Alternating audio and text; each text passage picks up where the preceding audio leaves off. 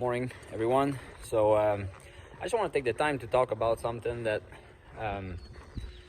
I think is important, and I guess I never really, or I did realize it before, but what made me realize it now is I have a new help, and he's great at riding 2-year-olds. He does a great job. But what I noticed that he's doing is right now we don't have shoes or sliding plates or baby sliders on many of the 2-year-olds or any of the 2-year-olds, maybe one or two.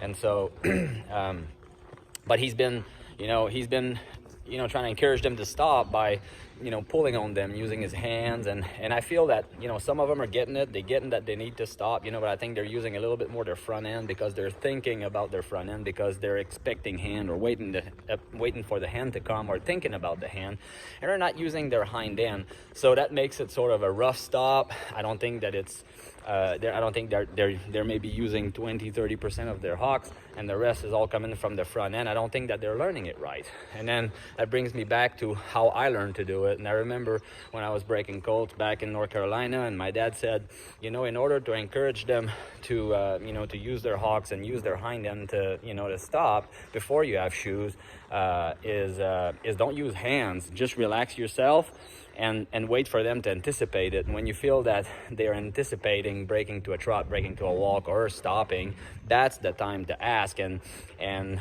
try to gauge it, meaning just by relaxing yourself and slowing down your movement, and see if they'll learn to react to that and react to your seat, and encourage that rather than opening your legs or pulling with your hands, which will make them think about your hands or your leg, but it's not going to make them think about your body or your hips, which is actually where pretty much all cues come from nowadays, training reining horses. And so what I like to see is a horse lope and sustain his slope in a forward motion, but all I need to do is think about it and relax my seat, and he breaks down to a walk using his hind end without the front end losing any forward motion whatsoever.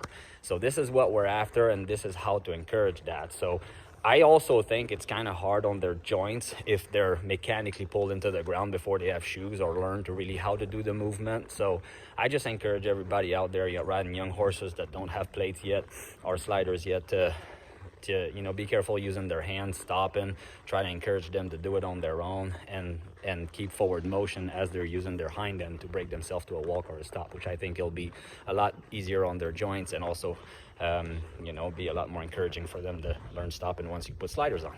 All right, cheers.